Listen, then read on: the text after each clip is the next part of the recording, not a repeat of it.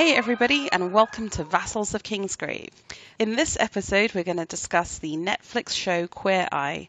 My name is Bina 007. I'm going to be your host today, and this is going to be full of spoilers. Not that you can really spoil anything in a reality makeover show. I am joined today by QueenJames. Hello. And by Varley. Heyo. So I think it's fair to say that we all had strong, passionate, and emotional reactions to this Netflix show. Did you guys watch the original British or American Queer Eye series? I didn't, but if so, how do you compare it to this new one? I didn't think I knew there was an original British one, but I did watch the original American Bravo one. How about you, James? I don't think that I watched the original. I knew of it, but I think I was too focused on other things. I was younger when it came out. I think I came out when I was like 13 or 14. So I was focused on the real world. And So Matt, because it used to be called Queer Eye for a Straight Guy, and they've obviously decided to broaden their target demographic to women and men who aren't straight and all sorts in between.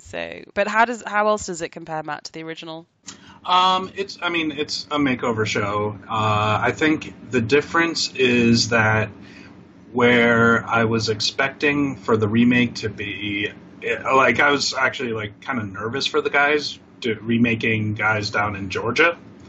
The original took place in the New York City tri-state area where, we're very liberal and accepting, but even still I was kind of nervous. There was no gay marriage in 2003 that I can remember. There's, everything, that's what made this, the show kind of work, is that, the gay culture was really just being, accepted. And so I guess that's there's two different, kind of, timelines, I guess. I don't know how to. Yeah, but I think that I love that kind of unpicking or unpacking that inherent prejudice we might have about them situating this in Georgia. And I think one of the best things about this show is that it will put them in situations where you think, in Trump's divided America, this is going to end badly. And it doesn't. And I think part of the reason why this show has touched so many people is that it has shown a lot of people that you would have thought would not get on actually taking the time to be human with each other and learning from that. So we can get into that in the individual episodes, I think. Because it's fair to say this has been a real runaway success for Netflix, right? I think it was absolutely. I think it was a good call from them. I mean, obviously, Netflix is just kind of buying up everything and throwing it against the wall and seeing what sticks. And this was a good pickup for them. I enjoy it. Yeah, I think I was blown away. I'd never seen a Queer Eye show, and I thought it was just going to be a makeover show. And I think Matt might have suggested it, and I watched the first episode. It melted your cold, cold heart. I was in, not even little Dusty in the theatre, little side-eye, little drop of tearlet coming down. I was in wailing, snotty, bawling tears. It was ugly crying, and I just blew through season one. And I remember Skyping Matt, and the guy is every single episode, I'm crying again. This is just so emotional. I'm a mess, and just carrying on. I binge watched the whole lot, and as soon as season 2 was on, I just downloaded the whole thing, watched the whole thing. Didn't cry as much though. Interesting. Season 1 to season 2 thoughts, people? I don't know. I feel like it still had the same kind of feel throughout season 2 that it did for season 1. The episode that got me the most in season 2 was with Skylar, the trans man. Oh my god, that was brutal. It was just brutal. From the first 30 seconds of that episode, I already had a ball in my throat, just ready to cry, and I just trying to hold it back, but you just can't. Yeah, that was by far the best. I was also Skylar, why do you want to look like someone from South Boston? Lose the leprechaun look. Yeah, the leprechaun look was a little rough, but from what he said, I just think it was, the fact that he was finally able to grow facial hair, and he didn't really know how to groom it. Which again, that's another, I know we're going to get into it, but that's why I think Jonathan is so important to the group. Just because he works with people as far as how do you want to look? Where is your comfort zone, and what do you think you can manage? Rather than just giving him this massive makeover that in a week he's not going to be able to handle. And actually, I like that with all of them, right? I mean, they're really genuinely come across as empathetic, and I know that's kind of what they're meant to do. But all 5 of the Fab Five just come across as really trying to be sensitive to what is the lifestyle of this person. How much time can they truly manage? How much money do they have? How much space in their house do they have with all kids running around or whatever? So I feel there's a lot of genuine research that probably goes into it. Well, I think with the first one, I think I learned that gay men are fabulous, because my exposure to the gay community at 2003, I was a junior in college, was basically college and the lesbians that I knew through my aunt, who's gay, and so I learned that gay men are fabulous. You put product in your hair, and you zhuzh your clothing. Yes, you zhuzh. Which we looked up, and it's what's the spelling? TSZUJ. No. Yeah, I had no idea how it was actually spelled until you looked it up. I thought it was more like a sort of like a zhuzh would be more like a ZJU something. I don't know. I don't even know. Okay, let's get into it. So I think, dear listener, this is how we're going to do it. We're going to talk a bit about the Fab Five, who we think is the MVP, all the stick that poor Anthony has gotten, and other things. And then we'll get into. I mean, there's not that many episodes, so we're just going to run through them and talk about how we found them. Some we'll not spend so much time on because they're a bit more straightforward, and some we'll probably get totes and mosh about. So let's go into the main cast. Let's start with. Let's be neutral and do it in alphabetical order. Bobby Burke, design expert, who I love and adore. He has this backstory of coming from this super religious family who didn't accept him as being gay and would pray to be made straight, and was obviously still got a lot of issue with being inside of a church, which I totally understand. And I think he really does great designs. I think he brings a lot to it. And what I love is seeing him in houses where there's lots of kids, and he manages to always make a space for the adults that's quality time and clear away all the kids' crap. And he just seems to be a really good design expert, because I love his eye, but he really nails the practicality of it too. How do you guys find Bobby? I think... You know what's funny is I'm looking at Wikipedia now just because I wanted to, but Wikipedia will list the hero of each episode. And Bobby, I like his one, and I was going to bring this up when he remakes the ultra-religious dudes with the ton of children. Oh, yeah. You really get a lot of his backstory, and he was adopted and in that super religious family that would want to pray the gay away.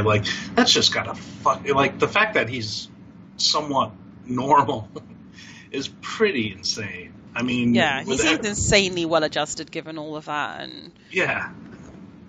And so, I mean, I do like all his designs, and for season 2, I was like, yes, shiplap, because I put up a shiplap accent wall on in my kitchen recently, so that made me happy. I would happily have a man do over my house, in a heartbeat. Yeah, and the fact that he can do everything so fast. I mean, it's from what it seems is they spend just a week with everyone, and you have to imagine the first day and the last day are just probably filming for him. So I read an interview with him in Architectural Digest, and apparently they do a lot of time with the family before filming starts, and they send in researchers so they know a lot about the space before they begin. Oh, okay. He just said there's no way you could do that. He talks about the fact that sometimes they'll be remodeling someone's house, and in one episode, they found a whole bunch of termites, and they had to basically rebuild the house. I mean, it's, because they're going into a demographically or an economically wide dispersion of people's houses, and sometimes they need to kind of build the house again. So I think they must spend a bunch of money that we don't even really see visually. Thank goodness. And he was saying, the guy who came out of the closet in season 1, he turned out to be a little bit he was quite frisky. He had some of that S&M type bondage stuff. And he, with the swing, and they really did a good job in his flat. And apparently he sold it a week later because it was worth so much more money. I know. Oh my god! No, it wasn't him being a dick. It's because remember, he came out to his gorgeous stepmother, and then he admitted that he had a boyfriend, and they moved in together into the boyfriend's house. So he actually didn't need the flat. So it was it wasn't just him being a dick. But I was like, yeah, your condo went for a lot more money after that makeover, didn't it? Yeah, absolutely. Well, that's what I was surprised about season 2 with the Burning Man guy. I forget his name, but they're just well, we're not going to remake your apartment because you're moving. So right, yeah. I mean, they gave him some amount of furniture and like redid it a little bit, but I think with his whole goal of moving, which at the end I think he didn't turn out to no, move. he and Beth and his Because friend. he got laid. Stayed. Yeah. But with him, it was more about clearing the crap out of there, right? I mean, Right. Yeah. okay. I mean, like paint in his kitchen. A mess. Yeah.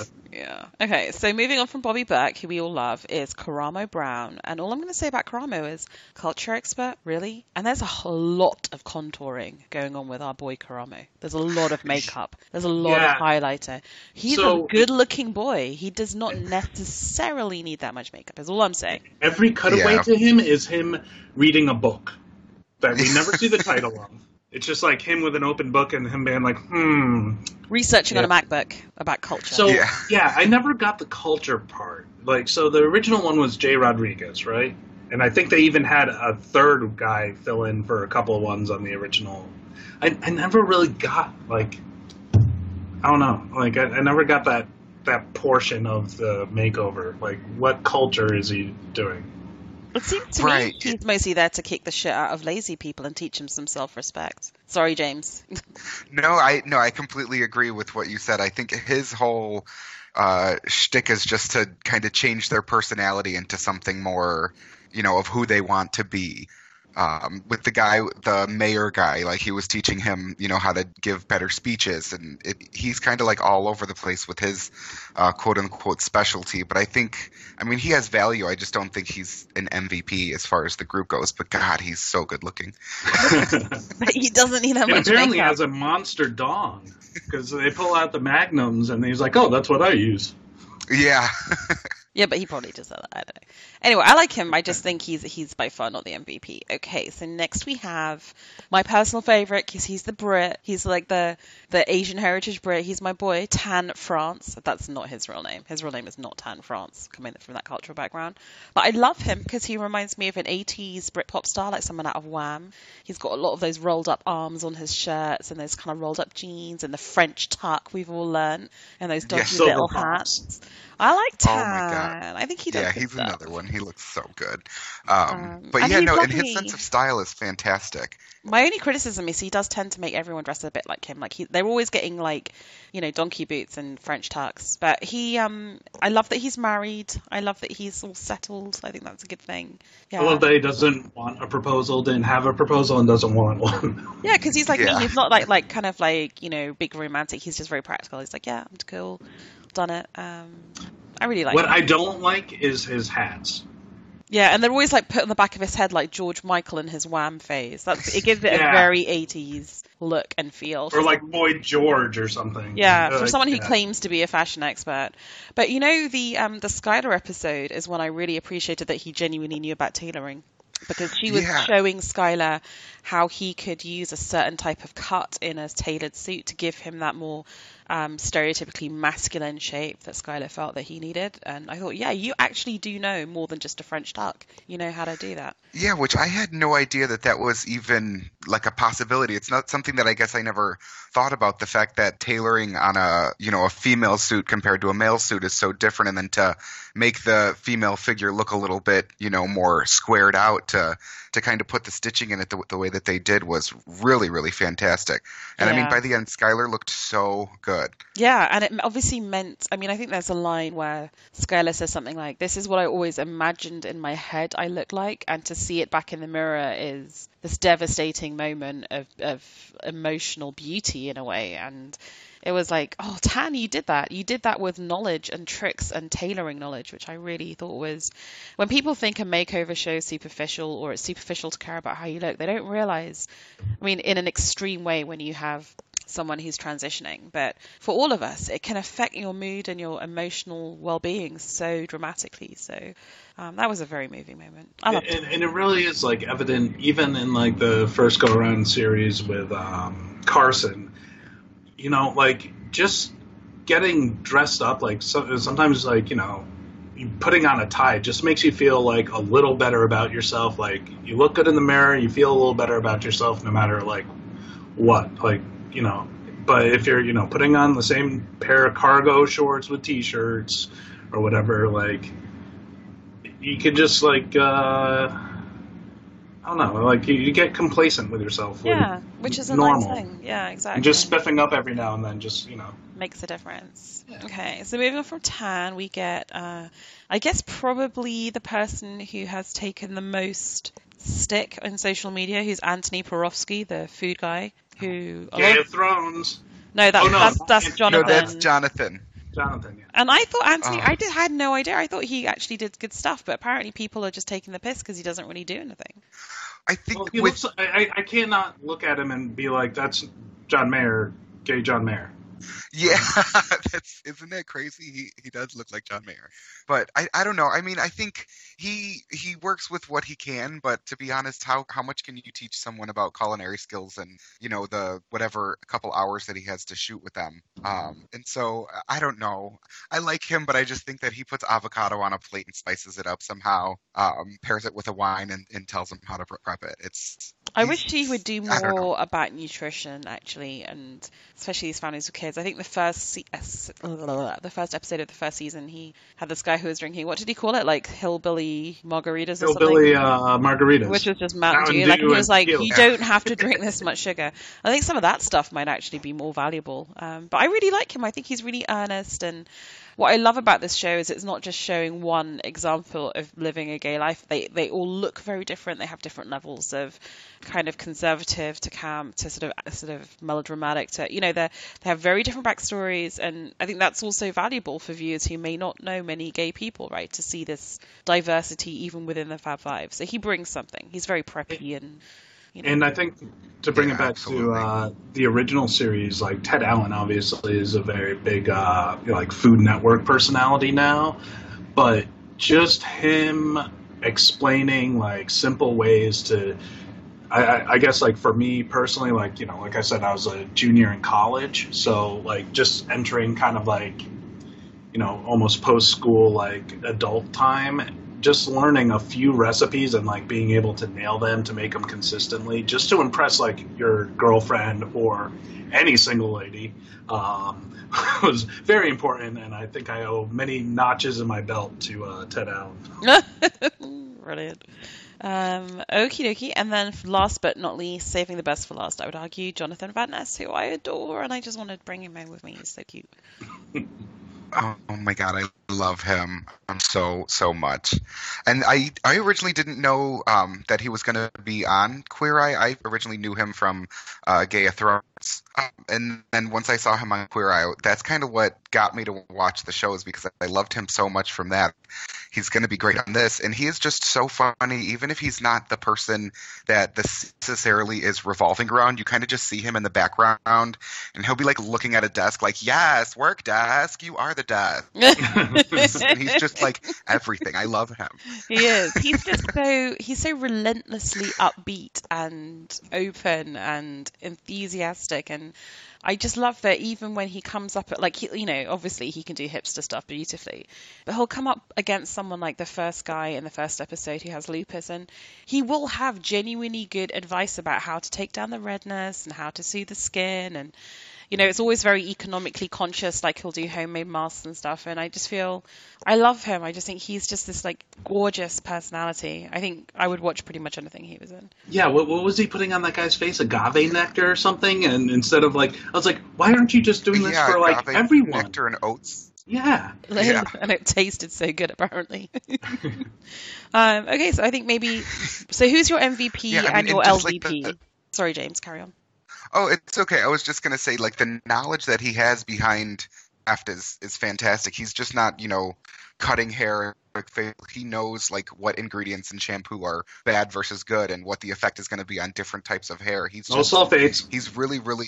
Exactly, and that's something that I never even learned. Me and my husband bought new shampoo because of him. So it's just, he's got knowledge. I love him. Yeah, he wears his knowledge so lightly, and I think because he's got such an extra personality, it would be easy to forget that he genuinely knows what he's talking about. I think I couldn't love him more. And some of his throwaway like quips and lines and everything are just fucking gold. Like at one point, I forget what episode it is, but they're revealing, like, doing the fashion show, and he's like, "Ooh, stay away because mommy's hungry." Yeah. Absolutely. And he's also got amazing hair. Ridiculous. So good. I guess we're all thinking that he's the MVP. Who's your LVP, or is that just mean? It's kind of mean, but it's Kurama. It's clearly Kurama. Yeah, it's Karamo. I mean, unfortunately, he just doesn't really have like a in every episode. You know, some guys I just don't necessarily need his guidance. It sort of often feels shoehorned in, I feel. I feel actually if you just had a show with Jonathan, Bobby, and Tan, you'd be basically fine. You could almost lose Anthony too. Okie dokie. Yeah. No, Anthony needs to be there. Some food guy needs to be there because food is so. Well, to me, it's very important. Yeah. Okay. So let's get into season 1. We're going to run through the episodes super quickly. Do you guys all have the Wikipedia page open somewhere? Because that lists. I do. So the hero's Tom. Yeah, I do too. So this was really endearing. My wife actually hadn't seen the first season. I made her watch all of season 2 yesterday in preparation for this. So we started watching season 1. So we just rewatched this, and You Can't Fix Ugly was very endearing because it's this almost prototypical redneck kind of. Right. Yeah, he was like. I mean, if you could have just made your little hillbilly, you know, crafted one, that would be him. He would be exactly what you would think.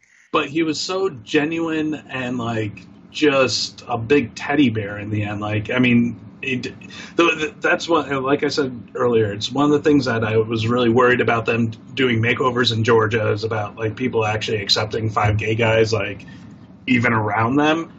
And this prototypical hillbilly was just like welcoming to everyone, and like you can tell why he's been married 3 times. Yeah. Because he's very lovable, but you can also tell why he's been divorced 3 times because he's problematic. He's got his issues and he's set in his ways. So, and he was very down on himself. Like the title of the episode was "You Can't Fix Ugly," and he had just kind of resigned himself to "You can't fix ugly. I'm ugly. That's it. Like I'm going to be set in my ways. I'm going to sit in my recliner. I'm going to smoke cigarettes and drink my hillbilly margaritas." Yeah, which, and another, like, I also like that they wanted to change him, but just enough to better him and not take away all of his kind of personality and his little quirks, because, I mean, the guy was hilarious, and the fact that they were, you know, their whole goal was to make him happy with the woman that he, you know, loved, and I guess at the end of the season, it turned out that they did get back together. Yeah, I can't remember her name. I think it's his ex-wife, Beth. No, Beth was the other woman. The best wife, Abby? Was it Abby? Oh, yeah. So, yeah, and, like, you know, he made over, I think his daughter nominated him, and so, you know, it was very sweet, the reveal to his daughter and grandchild, you know, the new him, his jaunty little driving cap. Yeah. Can we also talk about the gorgeous back garden with the little garden furniture, and it was such a beautiful little area. So we have those outdoor lights. I made sure that we got those after watching the hanging LED lights. Yeah. So yeah, they redo his outdoor space. They get him 2 recliners that I'm totally jealous of because I love leather recliners. And yeah, so they fix him up, and then he has all this confidence to go after Abby again. So that was very sweet. Well, and I love even like when Jonathan was giving him the makeover, his whole thing was "You can't fix ugly," and Jonathan was just drilling it into his head that you're not ugly, you're a handsome man. Everybody has value to their looks, and I really like that Jonathan was trying to build up his confidence, and for him to be so open with, you know, Jonathan just like grabbing his face and telling him how handsome he is was nice. Like you said, I was a little worried about the whole, you know, being in the South and having 5 diverse gay guys running around trying to make over straight, in this case, rednecks. It was nice that he was so open. Yeah. Yeah, so I mean that was basically the overview of the episode, and it turns out that he got it, and the one thing like you mentioned before was Jonathan really took some time and had him try concealer and stuff like that to bring down the redness from his lupus, and it was very sweet. Yeah, and also, I mean, just from a medical standpoint, to be able to care for your skin in that way, especially if you do have lupus and you have an immune system issue, your first line of defense is your skin. So the fact that Jonathan was trying to help him with his skin just would also help with his overall health, which I thought was good. And also, anyone who's ever watched House knows it's never lupus. I've never watched House, but I don't know how to respond to that. Well, one of their first diagnoses for anything was always lupus. Oh, the test came back, it's not lupus. So it was a running joke on the show that they'd always try lupus. That's the show with the angry guy with the cane? Yep. Okay. All right, let's go to episode 2 of season 1. This is Saving Sasquatch. Now, if you remember, this guy was a very hairy kind of... He looked like the guitarist from Pantera. He developed an app, and he was just kind of closeted off. So the Wikipedia says, Neil is a 36-year-old programmer who is hosting an app release party at the end of the week. A loner, he has erected physical and emotional barriers that prevent people from getting too close. The house is covered in dog hair and gets a serious cleaning along with new furniture. Jonathan modernizes Neil's hair and beard, and Tan brings his wardrobe up to date to better suit his career. By the end of the week, Neil feels more confident, is ready to socialize, and is prepared to continue with the improvements he's learned. So again, they made a great outdoor space for him so he can entertain people at this party, and I think that was their goal. Is he was a loner. He wasn't taking care of his place, and they gave him a great entertaining spot. He was also a hairy beast, and Jonathan trimmed all that up. With this guy, I kind of, overall, as far as the episodes go, this was one of my least favorite, I'd say, just because he didn't seem super willing to do what they wanted, kind of, or at least be able to participate in the makeover. He was very resistant and quiet and sealed off, and I mean that's fine for anyone normally, but I think just as far as the fact that you're on a TV show, it's a makeover show.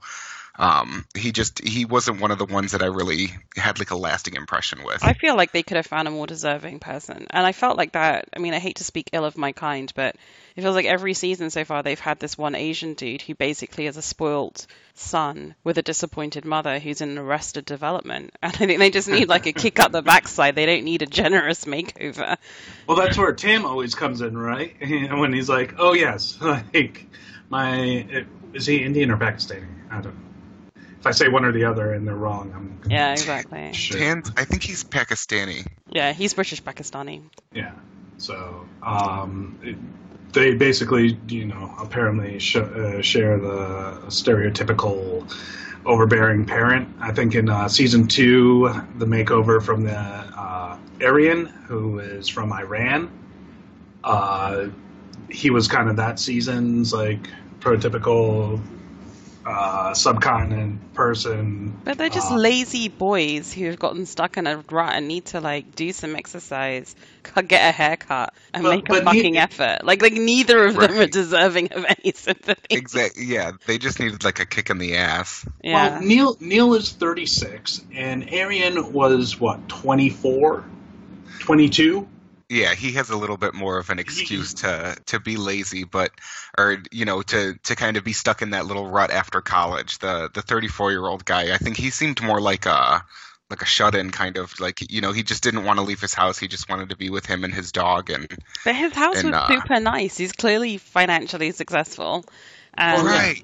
He can afford a wardrobe. There are people on this show who, if these guys don't buy them a new mattress or clothes, are just not getting them, Right, and not to sound like too superficial or anything, but if you are making that amount of money and you have that nice of a house, why don't you hire a cleaning person to come in Yeah, and vacuum up all that nasty dog hair that was yeah. everywhere? That was just so I think Get a gross. fucking Roomba and run it every But day. I think that's like one of those like those weird like paradoxes that people who don't have money see, but people that do have money are like, why would I spend money on that? I guess, Like yeah, but that's also, yeah, people with money are better at saving it. you don't get rich by spending money, Right. and it's just so absurd because I remember growing up and my great uncle he did all right. He did really well in the stock market. But like when he passed, we were finding like unopened like Sears shirts from the '60s. Like he just didn't spend money, and that's why he had like all this money like saved. It's like, well, what's the point? Like he couldn't take it with him. Like it worked out for my family, but like like what joy do you get by just accumulating money? Like it just doesn't make sense. Yeah, I mean, I don't know. My mom was like a hippie kind of growing up. So for us, it was just like, you're not going to be able to take it with you. Let's spend it. Let's have fun. My And so we parents never almost had made me like, green. right. Yeah, I mean, we never had like a huge amount of money growing up, but we were always doing something because whatever they did make, they were spending on, trips and all sorts of fun stuff for us kids. So I don't know. My mom's philosophy, which she drilled into my head, is you're not going to take it with you when you die. So spend it while you're here. So I agree. that's But I kind think of how I live. I think we should move Yeah. on from Neil because he's actually making me Yeah. angry. Corey, the nominee is Corey, a 36-year-old Okay, Corey is ex-Marine probably and my NASCAR favorite fan. episode. Okay, explain to us why this is your favorite episode. It's one of mine too. Well, our favorite person, Karamo, they get pulled over by the coworker that nominates Corey. Corey is a police officer in Georgia, and the guy, whether he's like acting like a dick or maybe like that's just he's a policeman, requesting ID. Karamo, for whatever reason, doesn't have his driver's license on him and starts getting really nervous because this is especially getting filmed about, a little after the most recent, like, Baltimore shooting. There's just a power dynamic in America between African American males and white police officers, majority white police officers, that he feels intrinsically kind of threatened about it. I can't even imagine like also being gay black African or gay African American in America getting pulled over by a cop that's acting like kind of a dick. But it turns out the guy's like just fucking with him, everyone's laughing, but like Karamo's still visibly like kind of shook up from it. And this guy Corey just has his like own thing. He's really into NASCAR, and with the help of the Fab Five, he gets kind of like a little remake that brings in like because his house is very divided. It's his wife and his children's area and his area, and they kind of incorporate it so he can have the entire house and everyone can enjoy each other. But the main part is Karamo and Corey actually have a discussion about the racial element of being a black male in America and how they view police. And Corey's like, well, we get the other side of that, and at the same time, we just want everyone to like be together and be happy.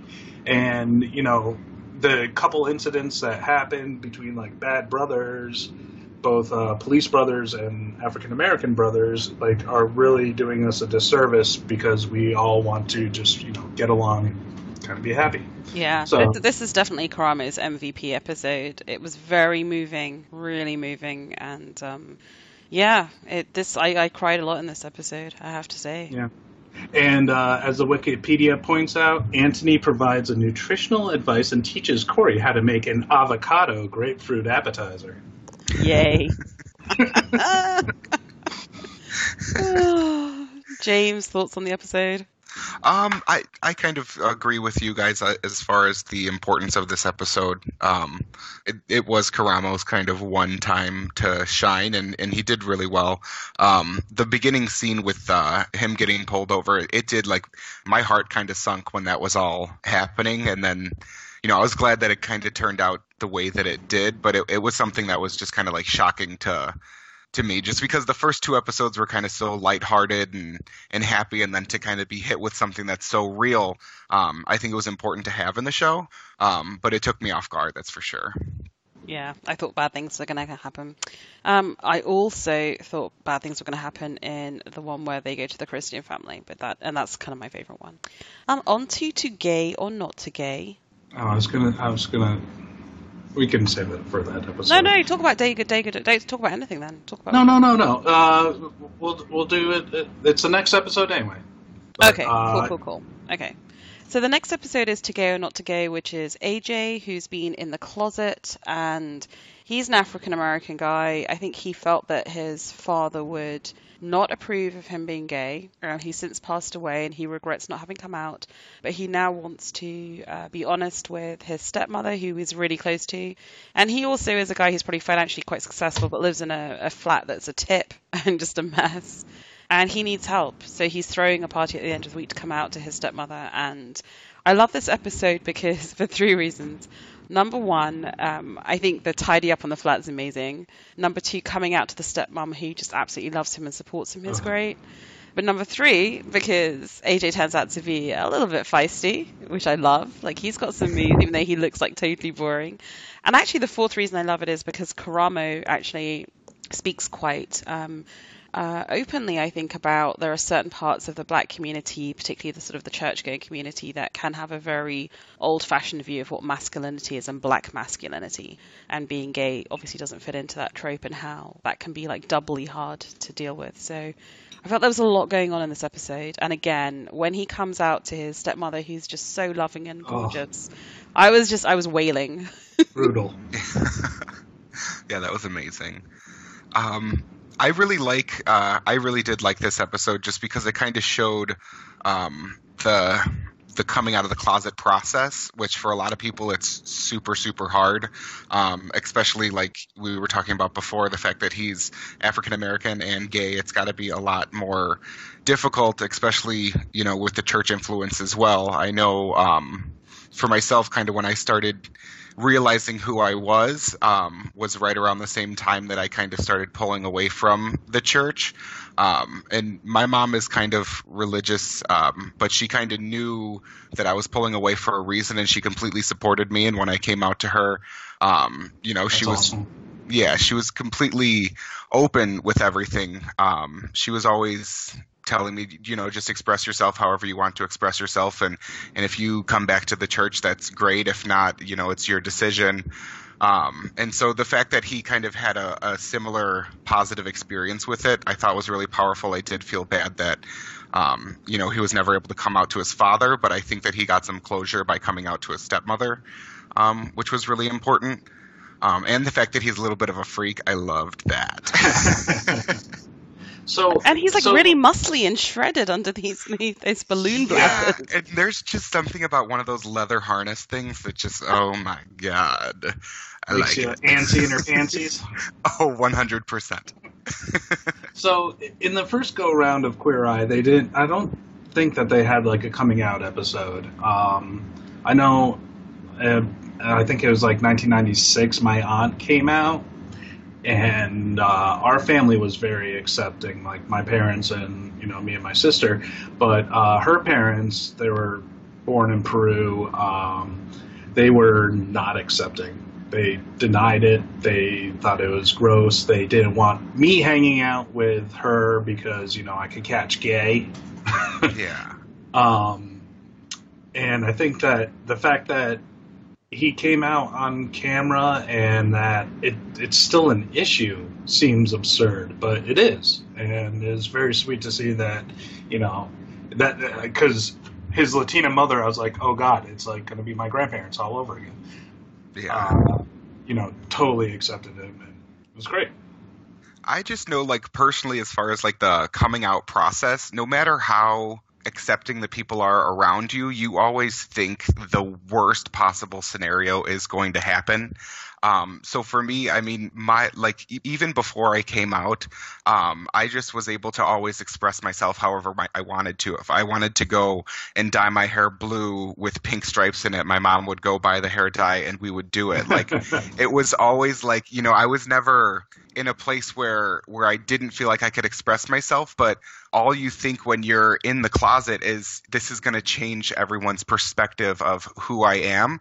And when I came out to my mom, it was just such a positive experience for me that coming out to everyone else in life was always super easy. I came out to my best friend first, and then it spread around school like wildfire. And then I came out to my parents afterwards. And to be honest, coming out to my family was a lot easier than coming out to my peers at school. Were you like the gay at school, or? Absolutely. Yeah, I came out when I was 14, so like the first semester of freshman year in high school. Yeah. But even before then, I was, you know, I was like a little kind of gymnast queer guy who was definitely always super duper feminine. And then finally, when I did come out, I got a lot more confident with everything that I was doing. And so I quit competitive gymnastics and joined the cheerleading squad. And I was flipping in front of the entire, you know, student body, and everybody was really accepting of it. I think because I dropped that shell of, you know, trying to be something that I wasn't.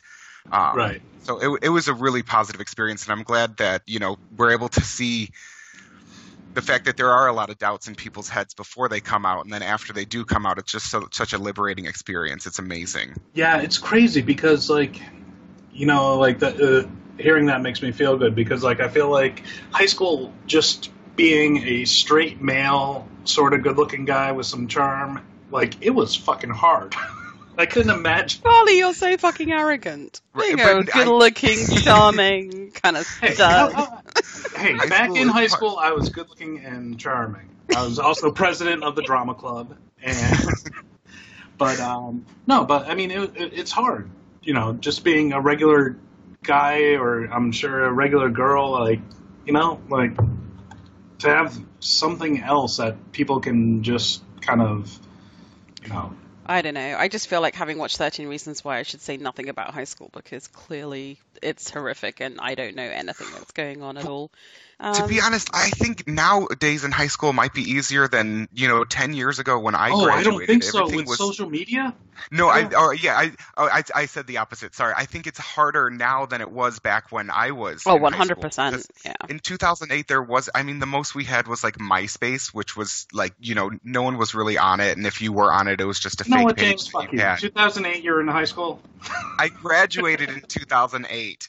I started high school in 2004, but still it was a lot easier for me. I think there was, you know, it being in high school in 2004, that was when Queer Eye was on. So I think, you know, people were more open and accepting of things and less judgmental than they are now. I mean, the society has changed so much now. I don't know how. I agree. I think we're going backwards. Yeah, I don't know how kids can survive high school. I agree. Yeah, I mean, I think, I don't know. But we should get back to Queer Eye, though. Yeah, okay. Yeah. Okay, so AJ, just a gorgeous episode, and I think it's kind of a good entry point to the series because a lot of what makes it great isn't present in that episode.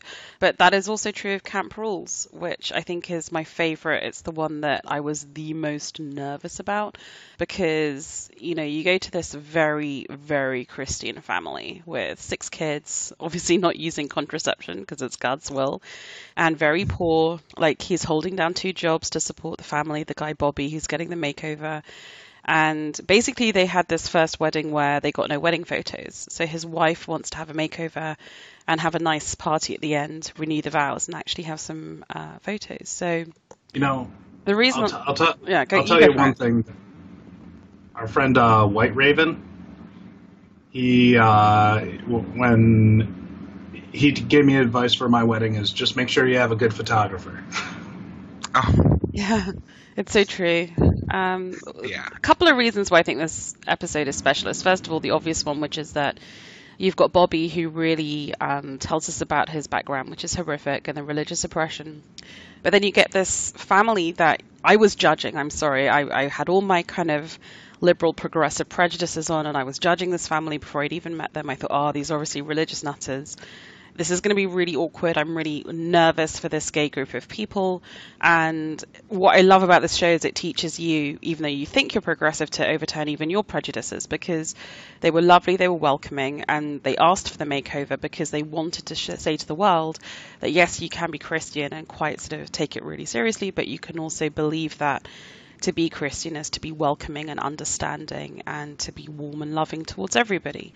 And that was a beautiful message. And then the second reason I love this is I think there are so many people, certainly in my country and maybe in yours too, that are really struggling to make ends meet. And they're not on welfare, so they're not the poorest of the poor, but they're just working multiple jobs.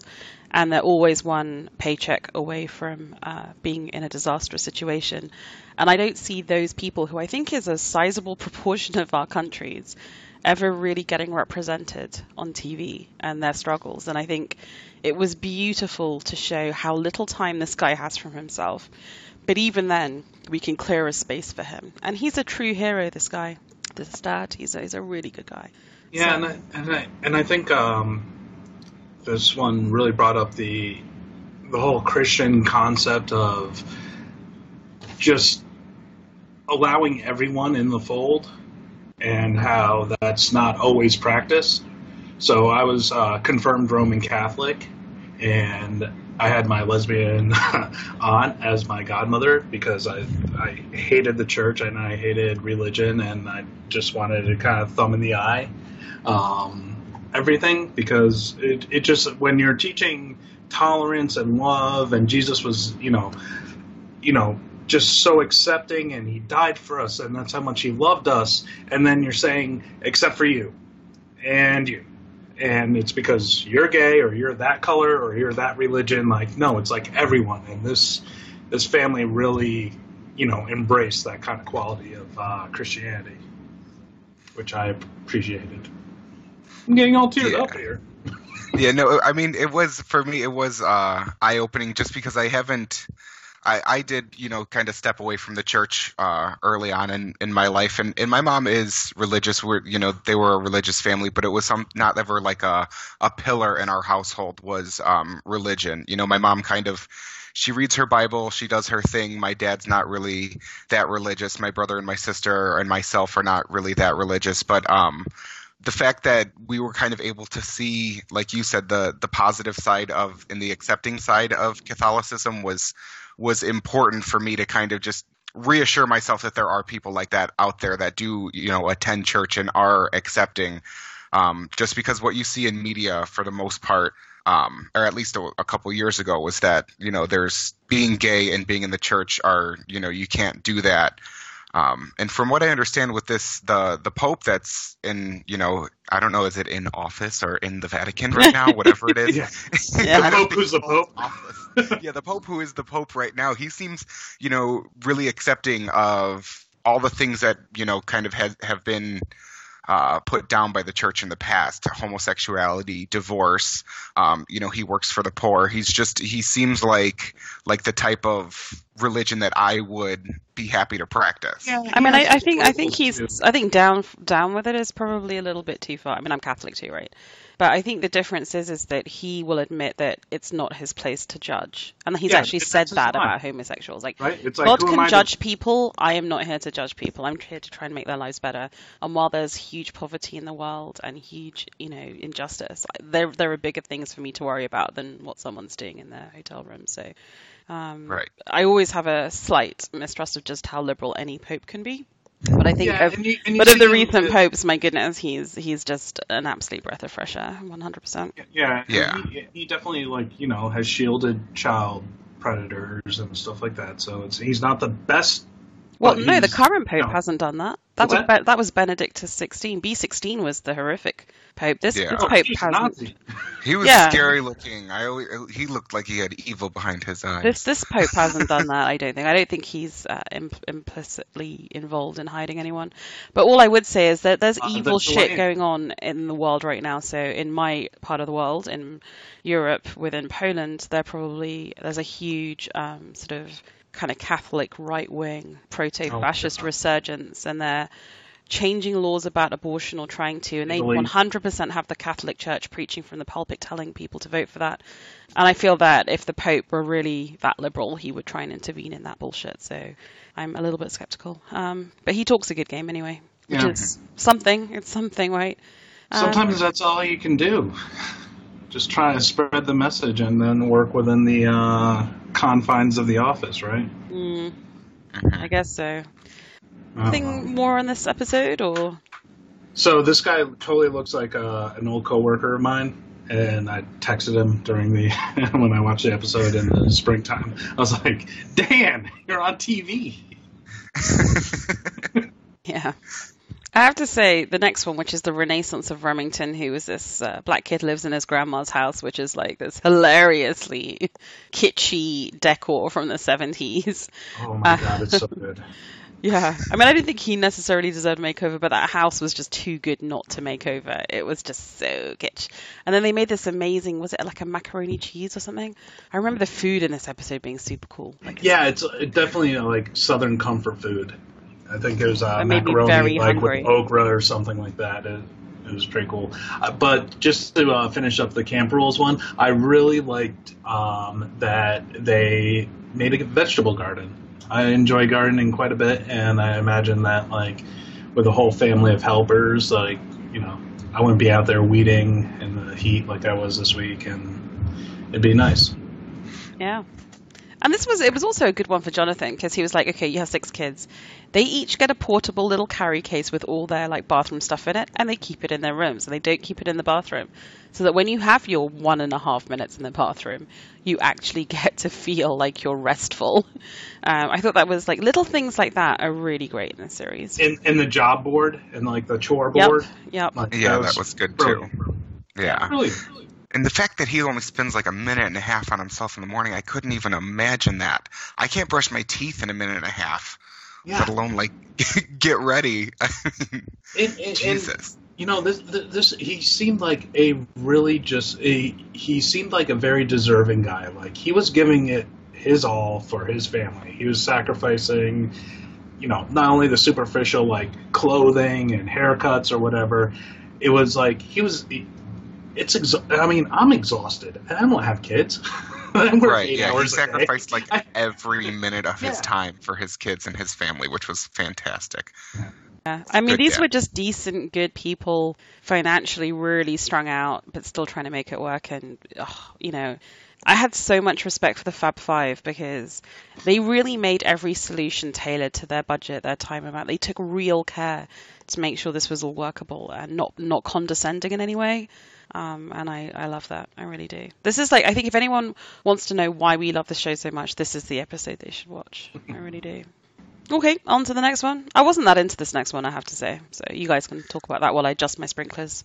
I don't really remember this episode so much. All I remember is like the Southern comfort food and like the 70s decor.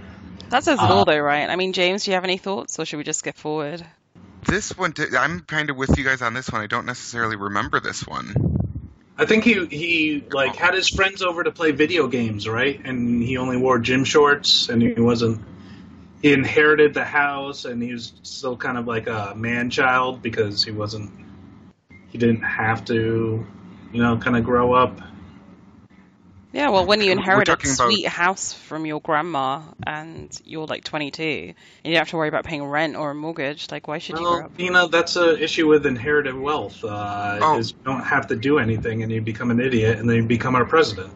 Well, that's my point, right? I have a lot less sympathy for these man-child episodes, where it's just like, you just need to slap around the face and sort yourself out. But are we talking about I'll say the first go-around of this came out in 2003. Like I said, I was a junior in college. It was very important for me to be like, oh, these like little give a shit things that I don't give a shit about right now make a big difference. Like, you know, just putting on like facial cream or sunscreen or whatever, or, you know, learning how to cook. Like, these are adult things that everyone should know how to do, and I didn't know how to do that. And so I think, you know, sometimes with these man children, like, all they need to do is like learn this stuff. It's not that they're against it, just that. Well, yeah, and believe me, I blame the parents for not teaching him, right, and the grandma. But so you're saying this serves a public service announcement? I get that, so we'll tolerate it. But I think we should move forward because that's kind of a boring episode. To Below Average Joe. Joe's a 33-year-old comedian. He's also a bit of a man-child, right? Nominated by his parents. He wants to do comedy, but he's just not really that funny. What was fun, what interesting was that he'd lost a whole bunch of weight, but was still dressing not really to his new size. And I think that's really interesting, the idea that you can do what you think is the hard work, which is physically losing the weight, but still haven't kind of internalized that fact and changed the way you dress. And the psychological side of it is as important, right? It's not just losing the weight. Yeah. And as someone who struggles with weight, I had a lot of sympathy with this part of it. And I thought, and again, this was a MVP for Tan, really did well on this. But actually, the hero is Joe. According to Wikipedia. But the hero is always the person who's being nominated, right? That's the hero. Not always. Oh, okay. Fine. So this guy, this guy is one of the makeovers where I feel like the haircut and a new wardrobe just shows how you can be overweight and kind of lose your confidence and then resign yourself to okay, I'm living in my parents' basement. This is my life. And just kind of sprucing up a couple aspects really gives you confidence to go out there. And I think at the very end he does a 5-minute showcase or something like that. And he was all right, not the best, but he had the confidence to actually go out there and make that happen rather than what I'm guessing is just wallow away in his parents' basement. Yeah, and I think probably with this guy, what was even working against him as well is it seemed like he had the brother that was always better than him at everything. The brother was always one step above where Joe was. Isn't that this episode? His brother was a comedian too, and he was a better comedian as well. Yeah, and he seemed like a backhanded dick, where he's supportive because my brother doesn't know how to do shit, so this would be great for him, and I'm only wanting the best for this idiot. His brother was a complete douchebag. He was horrible. Yeah, the brother was a douchebag, absolutely. Yeah, but he tried to play it off like he was so supportive and always looking out for him or whatever because this wasn't not my favorite episode either, but I think it was important to show someone like Bina said before, after you have a weight loss journey like that, it's not over after you lose the weight. You have to learn how to carry yourself in your new body, which is difficult, but Tan did really well with this job.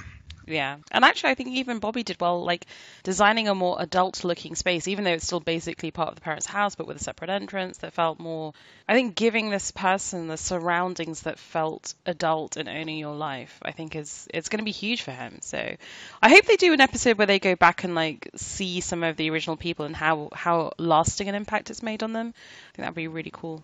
They did? And what, at the end of season 1, or you mean for the old Queer Eye, for the straight guy? Yeah, and I forget what season, but I feel like there was they went back and visited 3 people, and one of them completely reverted. Oh yeah, well that's what I think was scary about the first guy, the you can't fix ugly guy. I just didn't. After they kind of had him feeling confident, I was worried that he would go back to his old ways, just because he seemed so complacent with who he was and everything. But I think that I would like to see them go back. I think that depends on what happened with his girl there, Abby. Because if she was allowing that, then he would. But if she was no, you're going back to your old self, I think he would be well, no, I'll do it for you. Yeah, I think I saw something on Twitter about them that they, after the show they were together, and then I think they went through a small breakup, and then they got back together.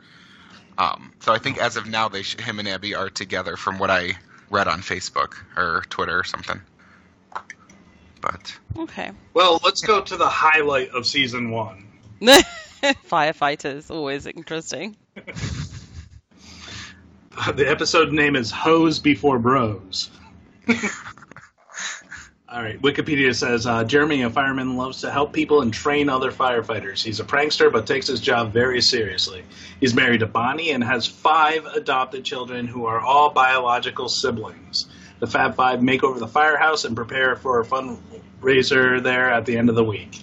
So this one, it was like one of those like refreshing, like, oh, all these firemen are allowing like these 5 gay men into their lives. Like the guy that they call Superman, this super handsome firefighter, who's completely cut, and I think the Fab Five may have gotten like pregnant by him.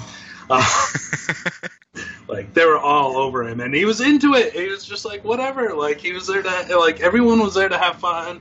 They did kind of like a Coyote Ugly / what's that male stripper movie? The English, The Full Monty kind of routine, and everyone loved it, and it was a good time. And what did you think? I'm actually trying to think. Like, I remember a vaguely warm feeling about it, but I'm trying to remember any specifics. That's what I'm going back to, like, look at pictures from the episode to see if it jogs my memory. Well, they remade the firehouse and made the kitchen big and, like, put in, like, additional refrigerators because, like, all these guys were living there, and it was, like, kind of like, a VFW kind of rec hall kind of feel. And, with all these guys, like, spending the majority of their time there, it wasn't very homey at all. It was more like a cafeteria kind of feel. So they made it more into like a home kitchen with a big ass like dining table where they can also have meetings and stuff like that. I think one of the things they wanted to do was Jeremy needed to dance with his wife Bonnie at some point. But really it was just everyone was on board, and this guy Jeremy, even though he was like, Wikipedia says that he's a prankster, it was like stupid dad jokes, and it was like, but everyone in the firehouse was on board with this like makeover, which was really refreshing too. Even like the chief was like, yeah, no, we love you guys, like come back anytime, whatever. And it might, sound a little cynical, like of course, like some kind of public agent would love to get made over, refurbished by a show, rather than actually put tax dollars into it. But Jeremy's kind of like passion for making sure everyone's properly trained and safe is, I think, really made him a deserving candidate for this, because he does teach other firefighters not only in his own district but like in the state about different safety things. Yeah, what he said. Yeah. I have nothing else to add to this at all. Overall, I really love season 1, and I think for me it's all about to gay or not to gay and camp rules. And actually the first episode, they were awesome. Yeah. And on to season 2, which came out refreshingly quickly. I mean, season 1 was out in February, season 2 is out in June. Is it conceivable that we get another one out September or October or something? I mean, they seem to be churning these out pretty quickly. That'd be nice. I mean, I think if they only do 8 episodes per season and it's they spend a week, I mean, it's got to take at least 2-3 months to put together. So I'd imagine September, October. I mean, Rotten Tomatoes has an approval rating of 96. So Netflix has a good show on their hands that, all they have to do is not fuck it up. And it's cheap to make. It's not, this isn't House of Cards money. And we all see what House of Cards was reduced to. Yeah, exactly. Yeah, okay. Oh God. Let us open season 2 with not even a guy, but a lady. Tammy, who is this fantastically warm and loving woman who is a teacher. She's really involved in her local church.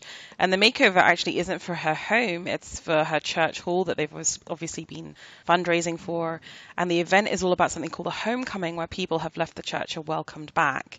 And it's piquant because her own son, who is gay, feels that he was not welcomed by the church when he came out as gay, and that his mum also rejected him, and that she has since come round, but he doesn't feel that the church is necessarily at that same place. And so you have this fantastic woman, you have a woman who is standing up proudly for her son in the church and making a speech about what God's love is and what acceptance is, and a guy who's kind of feeling nervous, kind of in that Bobby Burke space, but trying to come back into it. So much love and warmth and wonderfulness going on in this. This was a really good one for Jonathan, I felt. He was all about Mammy Tay, or Mama Tay, or Tammy, or whatever they were calling her. So there was tears. This is the only episode. I don't remember this episode. And I think maybe that we skipped over it and just watched the proposal one as the first episode, because some people have our Netflix account as not that we'd ever share, but I think that there might have been a glitch in the Matrix, and I missed this one. So, it's a very heartwarming one. But it was a really good one. Yeah, it was, again, it's one of those ones where Karamo talks about the problems of being gay in the black church community, which I think is an important message. But yeah, she's amazing. She's such a good personality. Yeah, I mean, she just has like a golden heart. Like I think she's a cancer survivor. She lost her mom, right? Yeah, and she lost her mom. She has a gay son, but she's still like a pillar in the church community. I think that this was a good episode just to show that there are like really good people out there that are, in religion. Same thing as the camp episode. It just goes to show you that not all people in the Catholic Church are not accepting of gay people. She did go through her rejection of her son, but kind of welcomed him back with open arms, and she wanted to make sure that he knows that everyone in the church is going to accept him too. I think I like this episode a lot, and I think Jonathan did good with her makeover and everything, because working with hair that's been lost due to chemo is really difficult. So, and also with like a plus size figure, like he gave her a dress that really made her look glamorous.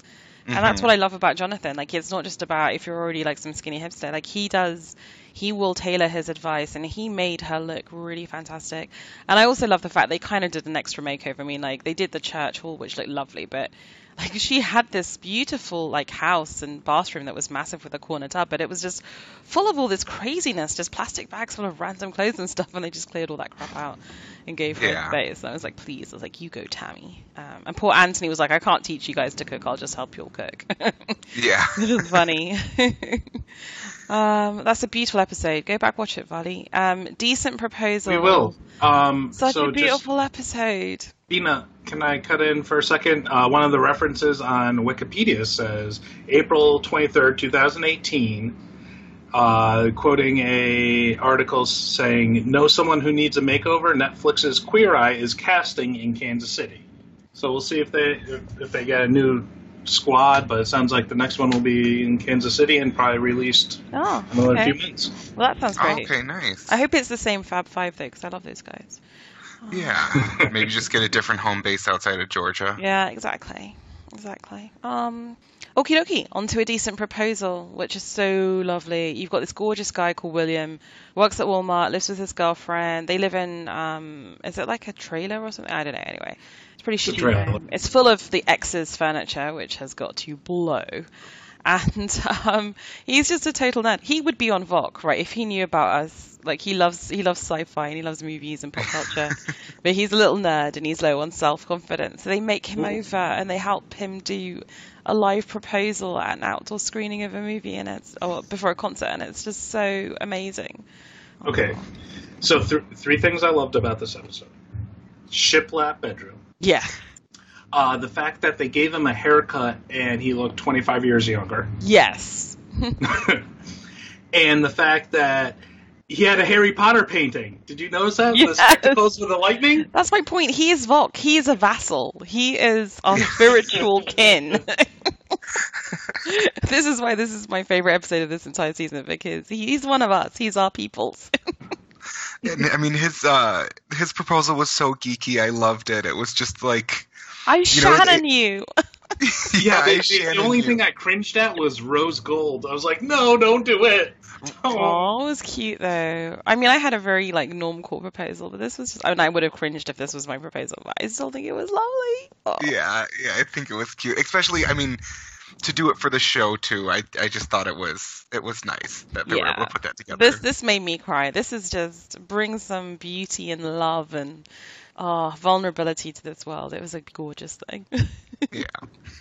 And meanwhile, I was like, that's why I proposed without a ring, because I know my wife, and if I got the ring that she didn't want, it'd be a fucking thing.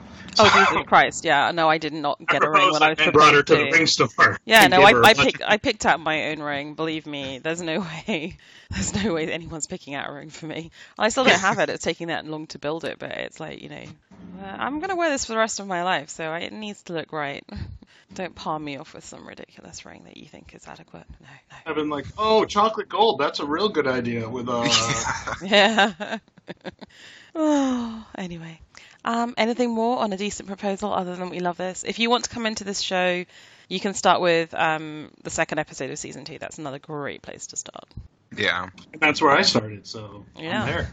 Okay, so on to Unleash the Sexy Beast. The hero, this guy was great. Leo. Oh, I loved him. Leo. Yeah, and he's just like this gorgeous... you can tell he's like the best dad in the world in terms of love and commitment and caring, but he's a bit of a slob, and... I think he just doesn't have confidence at the PTAs and stuff because the other fathers all look kind of like a bit more slick and grown up. So this is actually, I think, a far more straightforward makeover. He just needs help looking outwardly like the responsible, caring, amazing guy that he is on the inside. And, yeah, but he also needed that confidence because, like, everyone's happy to be friends with a bartender, but at the end of the day, it's a bartender. Like, he can't be a good father or, like, he's a bartender. And I feel like he really internalized that. And, like, just this little makeover and, like, him hanging out with the dad, like, that was his big hang-up. Like, he thought, like, all the dads wouldn't take him seriously because he just works as a bartender. And, it totally sucks. But he got, like, the confidence, and then he got that awesome pasta maker that we looked up, and it's, like, $300. I was like, holy fuck. Just make pasta myself, but yeah, he couldn't use it though. He fucked it up. Yeah, he went to the dry pasta anyway. He took the decorative dry pasta. Yeah. But no, I really, really, really liked this. I liked this episode a lot. The fact that he had, such strong feelings for his kids and how much he loved his kids I thought that was just beautiful. I know, like me, like my number one goal in life is to be a dad one day. I need to be a father. Like, it's just in the fact that he got so emotional. Just I was actually watching this at the gym, so I'm running on the treadmill and I'm starting to cry while I'm running at the gym, and I'm just like, maybe I should not have done that, but it was just, yeah, I don't know. It was beautiful, and I could tell he's probably the same way as I was, where you just don't ever think that you're gonna have kids because the person who you are, and it happened for him, and now he's just like a great dad who has nothing but unconditional love for his children, and so it was really nice to see that. I really liked it. I love this guy. I love that he likes to cook. He likes Italian food. He likes spicy, and he loves his adorable, adorable children. Yeah, we love Leo. Leo's like the equivalent of the dad in Camp Rules. They're just two hard-working, working-class men who are unglamorous. They look schlubby. You might pass them by in the street and maybe look down your nose at them, but they're actually just amazing men who are doing their best. And does anyone else think that Vanessa got conceived right after this episode? 100%. Oh, his wife was all over him. Yes. Get a haircut, guys. Like, it's the single thing you can do. Shave and get a haircut. Or groom and get a haircut. So good afterwards. Oh. He really did. And he was like, so like, I don't know, jovial, jolly. I like, he just seemed like he was like so much more comfortable in his own skin and like laughing and like, Yeah, for me, there's something, obviously, like, looking at someone with an amazing body is great, but if you can look at someone and just see, like, the confidence oozing out of their horse, that's, like, such a huge, that's okay. It's, like, such a huge kind of, like, turn on, It's, like, it's amazing that they just threw him in a new outfit, gave him a haircut, and he just, like, was feeling himself, and I just loved that. Looks are one thing, but confidence is a whole nother, aspect of being attracted to someone. So I think he looked great at the end. Are you okay, Matt? I'm back. I'm good. On the wrong pipe. Everything James just said. including concern for Matt. I think it was a great episode. Okay, on to the handyman Jason, who was this lovely hipster Burning Man guy, and he lived in a house that was so cluttered with some beautiful vintage pieces. He's obviously got a great eye, but he's convinced he's going to sell out of wherever he was living. Was it Atlanta? Because he couldn't afford to be there, and go to live near where there's a festival once a year, which seems stupid. And his friends nominated him because they wanted him to realize how much he was loved, and clearly there was one woman who really loved him. and like, so I think the Fab Five even said it was like, so why isn't he with Beth? It's like, oh, so they're friends, okay. And then there was like that weird, like, kind of like, are they friends? Like, why is she crying when he said he was leaving? And then one of the best Jonathan throwaway lines is like, the only thing I know about Reno is it's the end of Sister Act when all the sisters have to go save Whoopi Goldberg from the mobsters. I hated it then, and I don't like it now. That is so true, too. I know, like, two things about Reno is Sister Act and Reno 911, and that's it. Oh, my God. But no, I loved him. He was actually good looking, wasn't he, when he got, like, a haircut and shit? Yeah, he was extremely handsome, and then him and, was it Beth? Yeah. Him and Beth were just giving me Ross and Rachel like the entire episode. 100%. I'm like, they need to get together. There is so much love between them, but they are just like not on the same page. And she was totally on the page. He just needed to turn and read out the right book. But I mean, this entire episode was like I didn't get it. It was like you moved somewhere far away from your family for school or a new, better job. You don't move away for Burning Man.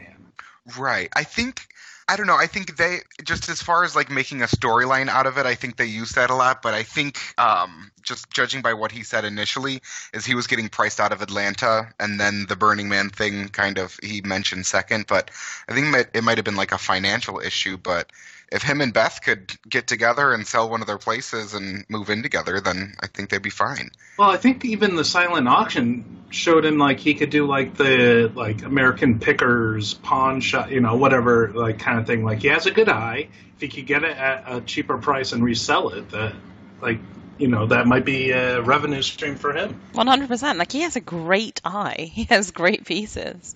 Oh, yeah, like his kitchen was a disaster, and I was just like, okay, that old-fashioned like sausage mixer I really enjoyed, but like everything else looked like a fucking mess. His upstairs, I was like, oh my god, like I want that old like camera, I want those chairs, not the camping chairs. Well, I think Bobby did another great job of just highlighting one or two pieces really beautifully, but also giving him the movable furniture. But actually, it looked great. I think a lot of it just looked really lovely. So you go, Bobby. Yeah, and that was one of the ones where it's like he's moving. Why should we make over his place? Like I'll show him how to like exhibit his great pieces. Exactly. Okay. Let's get to Skylar because this is probably one of the best episodes of this season. We've talked a lot about it already. Oh my god. It was just, for me, the first, 35 seconds of the episode just, hooked me, and I just couldn't even get up to use the restroom during that episode. I was just so glued to the TV from it. Oh yeah, I just pissed all over myself. It was fine. I was warm for like 5 seconds, and then I got really cold. But no, it was amazing, and like, just even he was under anesthesia. He didn't remember, looking down at his chest, but that moment was just so powerful.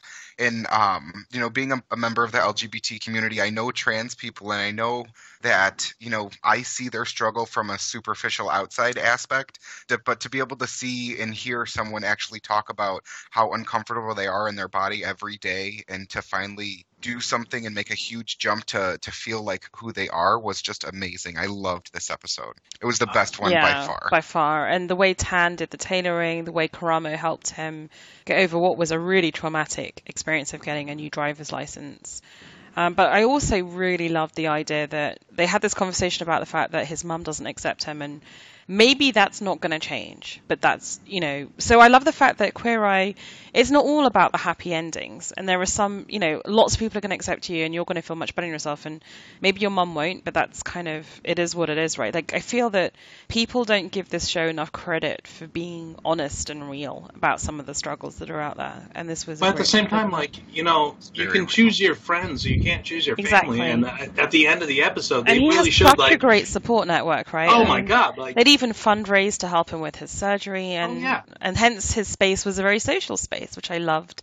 It was really beautifully done. It really was. And the thing that I really loved about this episode was just the idea that you can take this experience, which is so important, like like things like shaving or trimming down the facial hair, which is such a kind of touchstone for him, can be done by, Jonathan is a very kind of loud, big personality. But again, I think he doesn't get enough credit for being sensitive where it's needed and for tackling that. Like, you need to stop the leprechaun look. Even though this is important for you, we can do this in a better, sort of more modern, more flattering way. I think it was just beautifully, beautifully done. Yeah, and I don't know any trans people. My gay friends, like when it got brought up like years ago, and they're just like, oh yeah, they love to do meth because they don't belong in like any little pocket. They feel like they're just so lost. And I always really took that to heart because, like, can you imagine not feeling like yourself within your own body?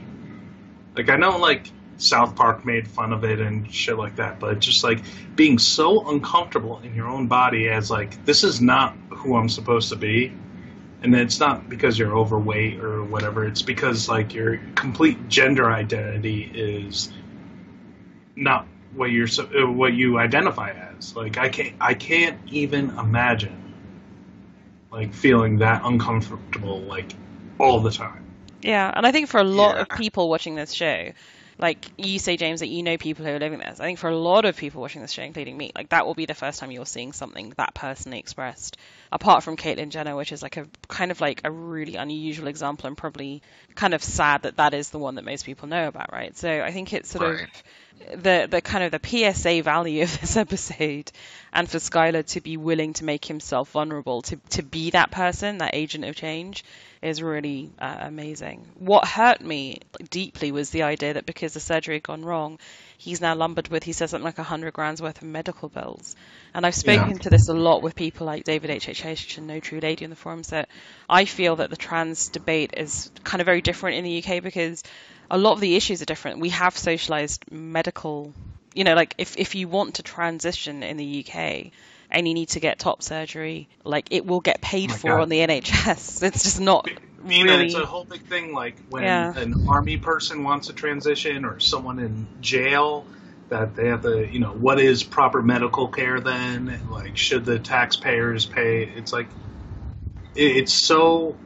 I mean, you understand why these people feel so secluded and just marginalized because but that's my point. That was my point to Dave, that I think a lot of the stuff that's really horrific about the trans community and the sort of the suicide stats and comes from a lot of the stuff they have to do to pay for the surgery, and a lot of the way in which that kind of forces them into the margins, because it's the same issues with all sort of like financial insecurity. It just forces you into these really vulnerable positions, and a lot of the, I think the sort of, and not the first order but the second order sort of mental health issues and like all that pressure and stress, like as a first basic step, that should be removed, right? It's hard enough transitioning anyway, but at least have the society sort of take out that bit of pressure. And I just find as a British person, that's really hard for me.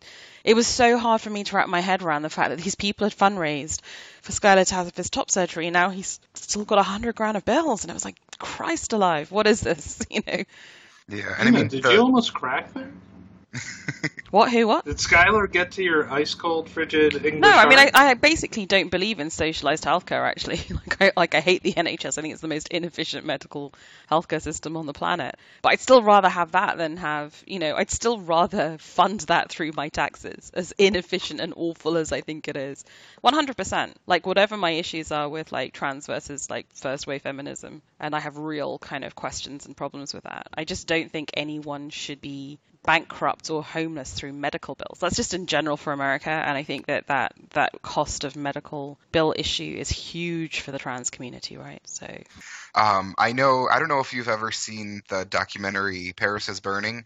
It's about the gay, drag, and trans community back in the 80s in New York. And even though it's been 30 years, there hasn't been much of a change in the fact that because it does cost so much for a trans person to transition and get, access to their hormones that they need and the surgeries that they need, unfortunately, there's like a huge population of trans people that are in sex work, as far as either prostitution or porn or whatever that's what I was alluding to before, that basically the vast majority of sex changes that happen in the States happen because of get paid for with sex work.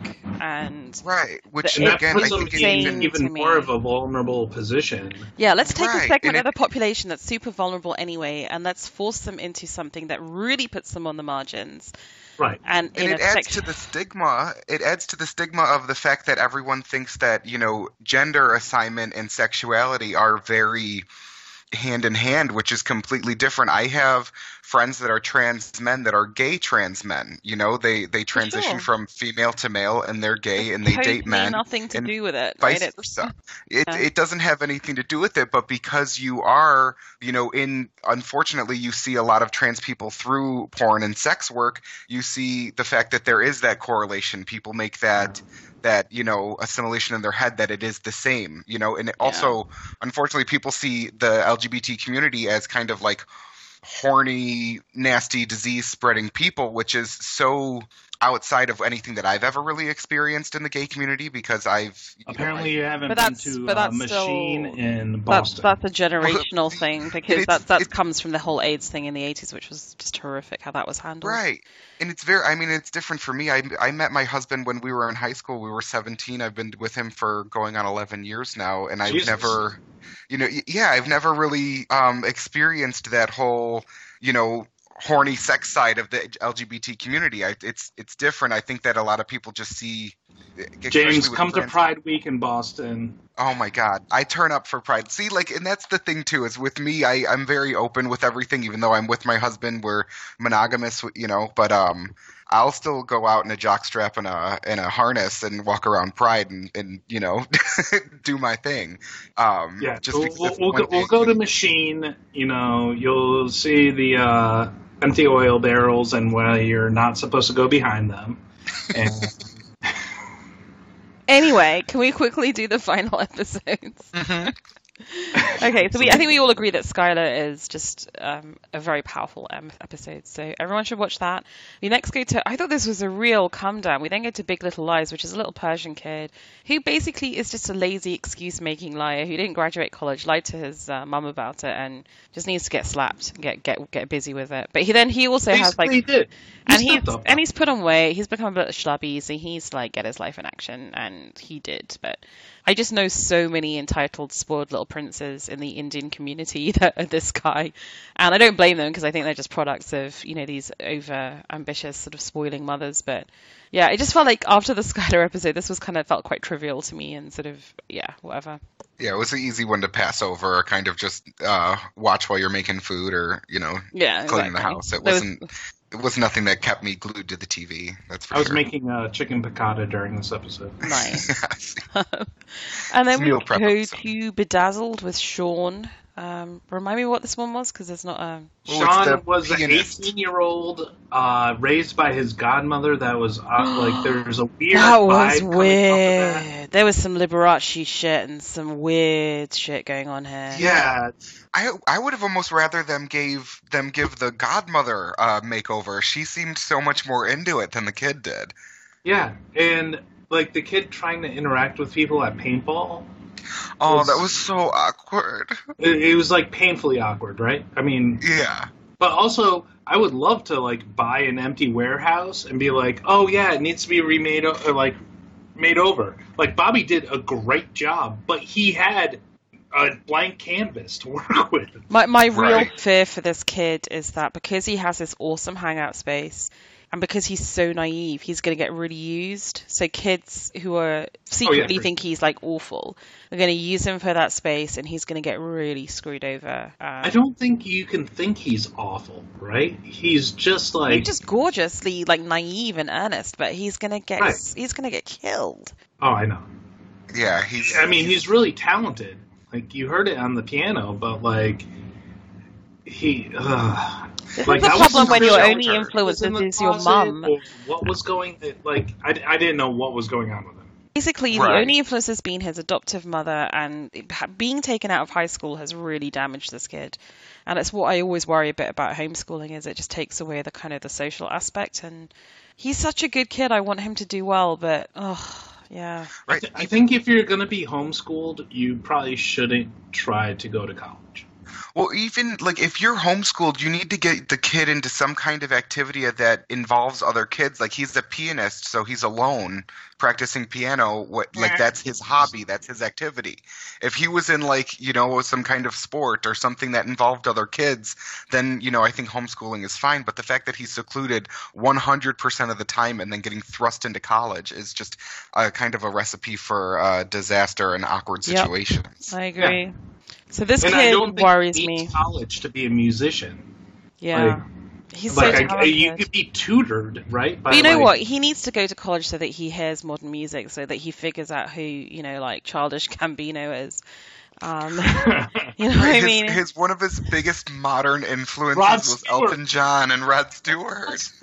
Christ alive. But then, like, Karamo gives him shit. It's like, don't you know any modern people? I'm like, I don't know any modern people. I'm happy with it. I've heard modern music, and I'm not impressed. Like, but we're not 19, right? That's the difference. Give me my old, like, Weezer and fucking Dave Matthews Band and Bouncing Souls, and I'm good. Yeah. Okie dokie. Anyway, so now we come to the final episode. I didn't realize there was a special that was released on June 21st, which is Australia. I didn't see that. I saw that on Wikipedia, but not. Okay, we need to go back and watch that after this. Okay, so the final mainstream episode, or season 2 episode, is Make Ted Great Again. I like Ted. Remind me who Ted was. What was this again? Ted was the mayor of the tiny little town. Oh, Mayor Ted! With his revolutionary nonconformist beard and his awesome kick-ass punky wife. And then he made like recreational marijuana legal in their 1.1 square mile town. He allowed in people from like Sierra Leone and like Somalia. They're just like, everyone come in. Mayor Ted for president. Oh, he was great. Yeah. And the fact that I think that's just to even, we'll get a little bit away from the episode here, but the fact that he decriminalized marijuana was, I think that needs to be done in the entire country to help with our whole, jail system. The fact that people are 100%. Sitting in jail for smoking pot is fucking ridiculous. James, move out to the Republic of Massachusetts. Wait, is it legal in Massachusetts? It is legal, and the stores are open as of 7/1. Oh, so I'm on my way. I'll be at your house in a couple minutes. Sure. But yeah, no, I think that it's really important. It needs to happen just because there's so many people sitting in jail for bullshit ass reasons, and their sentences are harsher than major crimes. So the fact that we were able to touch on it in such a small way in this episode, in his 1.1 square mile town or whatever it was, I really like his views and the fact that they incorporated that in the show. And I really appreciate that. Did they go into how much of the vote that he got? Because every scene of him interacting with the townspeople is it was almost the epitome of what you thought a crusty old Southern town would look like. It's a bunch of white-haired people and some cafe, and he's just kind of holding court, and I think it was really impressive that that town would take a chance on such a young mayor. Yeah, I agree. I think it was, I mean, we need more politicians like him, especially like Karamo said, I think in the beginning of the episode is, he's a 34-year-old mayor, and Tan said, oh, that's a little young to be in politics, but that's kind of what we need, is we need younger people to be in politics and share our views as a younger generation, just because there's not really a lot of representation for us. Yeah, well, we tried that with Obama, and our backlash is Trump, so.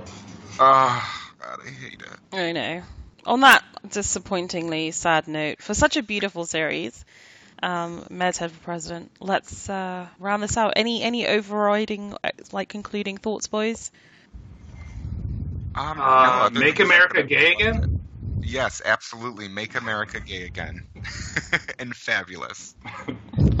Yeah, we could do it. Guys, we can do it. To me, the message is, if you just don't assume the worst of each other and have a conversation and meet people who aren't like you. It's very hard to hate a group when you actually meet them and have a conversation. And that goes for progressives as much as conservatives, right? I mean, I think there's a lot of prejudice that needs overturning on both sides. And I get it. You cannot like people. I get that. I don't like a lot of people. But just superficially, not liking someone because they're Republican or conservative or gay or a female or, trans or whatever. Just don't hate people. Love each other. Not everything needs to be argued ad hominem either, right? And just because someone expresses a particular view on one thing doesn't mean there are other things. Just don't assume stuff about people. Take the time to listen to what they're thinking before projecting your own prejudice about stuff. And I do that myself all the time, right? So this is as much me reminding myself to check myself, but I just think Queer Eye does that. It just reminds me to check myself a little bit and be a little bit more open-minded. And only judge the people that cut you off in traffic because they are assholes. BMW drivers, fucking dickheads. It's always someone in a BMW. X5. Thank you guys so much. This has been fun. And I can't believe I have another episode to watch. I'm very excited about that now. It's been a fabulous time. And I have another episode to watch, the first one that I need to see. Cool. Bye, guys. Bye.